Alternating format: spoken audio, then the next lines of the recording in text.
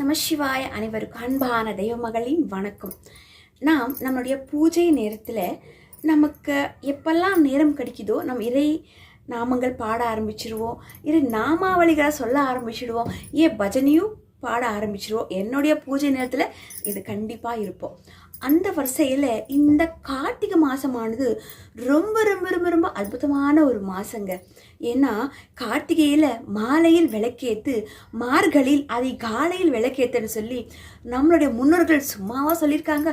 அது மட்டும் இல்லாமல் இந்த கார்த்திகை மாதத்தில் ஐயப்ப சுவாமி மாலை போடக்கூடிய எத்தனோ பக்தர்கள் இந்த மானிட பிறவியில் நம்ம பார்த்து கொண்டே இருக்கோம். ஐயப்பா நமக்காகவே ஒரு அசுரனை கொல்லத்துக்காகவே ஒரு அவதாரம் எடுத்து, ஒரு குழந்தையாய் பிறந்த அவதாரம் எடுத்து அவரு ஐயப்பராய் வளர்ந்து அந்த அசுரனை வென்று பிறகு சபரிமலை என்ற அற்புதமான ஆலயத்தில் நமக்கு காட்சி கொடுக்கறதுக்காகவே பகவான் எவ்வளோ அழகாக உட்காந்துருக்காங்க. நாமெல்லாம் உண்மையாலுமே பாக்கியசாலி. அதுலேயும் ஆண் மக்கள் ரொம்ப ரொம்ப பாக்கியசாலிங்க. ஆனால் பெண்களுக்கு குறிப்பிட்ட வயசானதாக போக முடியும்.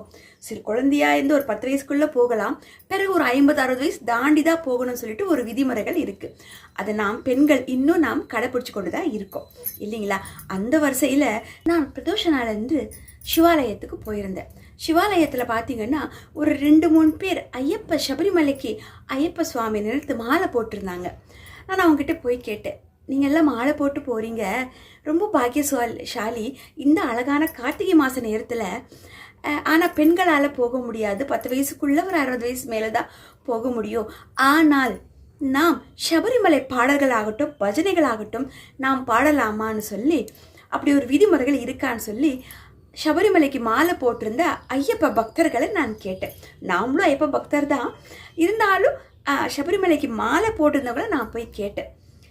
அப்போ அவங்க சொன்ன வார்த்தை, அம்மா நீங்கள் கண்டிப்பாக உங்களுடைய பூஜை அறையில் சபரிமலை நாமாவளிகள் பாடலாம்.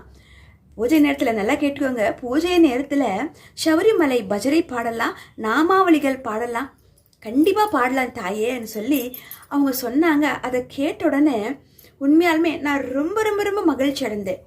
ஏனென்றால் எந்த ஒரு காரியம் பண்ணாலும் நம்ம முழுமையாக தெரிஞ்சுக்கிட்டானே பண்ணணும். சரி, ஒருவேளை நான் குறிப்பாக நடுப்பட்ட வயசில் பாடிட்டு அது ஏதாச்சும் ஒரு தெய்வ குற்றமாயிடுமோன்னு சொல்லி ஒரு கேள்வி எனக்கு இருந்தது.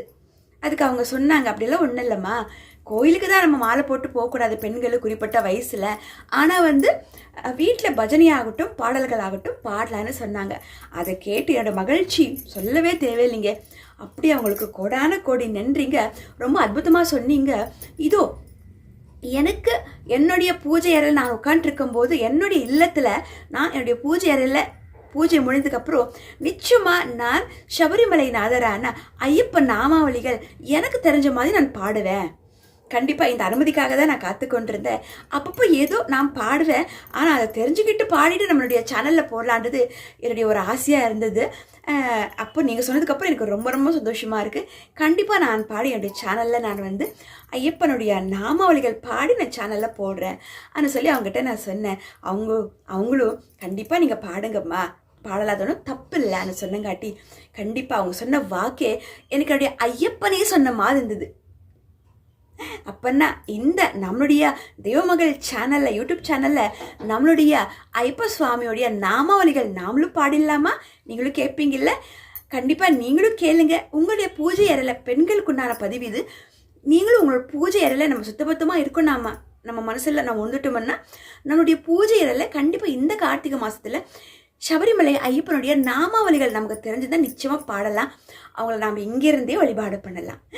வாங்க நம்ம சேனலில் நம்மளுடைய ஐயப்பனுடைய நாமாவளிகள் கேட்டுடலாமா? வாங்க, உங்களுக்காக இதோ இந்த நாமாவளிகள் வாங்க கேட்டுடலாம். ஓம் நம சிவாய, ஹர ஹர மகாதேவ, சபரிமலை நாதரே போற்றி போற்றி.